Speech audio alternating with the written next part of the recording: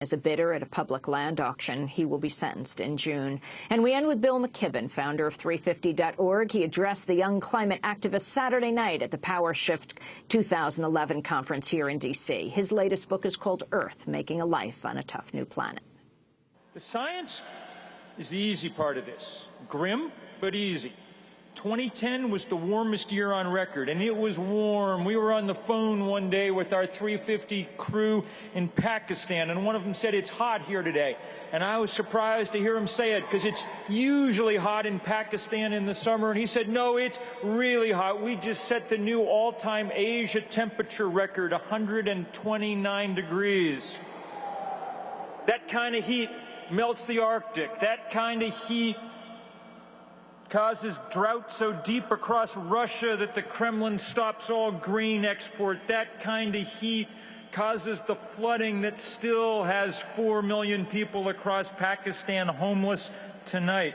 But if the scientific method has worked splendidly to outline our dilemma, that's how badly the political method has worked to solve it.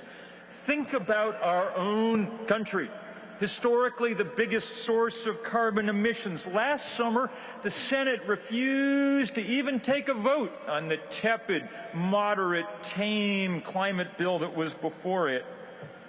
Last week, the House voted 248 to 174 to pass a resolution saying global warming wasn't real. It was one of the most embarrassing votes that Congress has ever taken. They believe that because they can amend the tax laws, they can amend the laws of nature too. But they can't. I'm awful glad a few of you went up to the visitors gallery to talk some sense to them last week.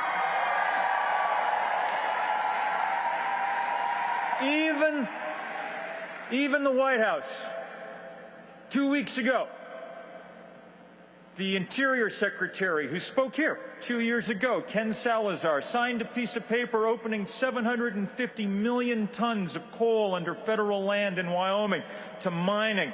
That's like opening 300 new coal-fired power plants and running them for a year.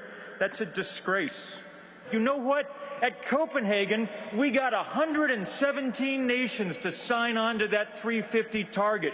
That was good, but they were the wrong 117 nations. They were the poorest and most vulnerable nations. The most addicted nations, led by our own, weren't yet willing to bite the bullet, so that's where we've got to go to work. Bill McGibbon, author of Earth, Making a Life on a Tough New Planet, and founder of 350.org. 350 is the parts per million many scientists say is the upper limit for carbon dioxide in the atmosphere. We're now at 391. If you'd like a copy of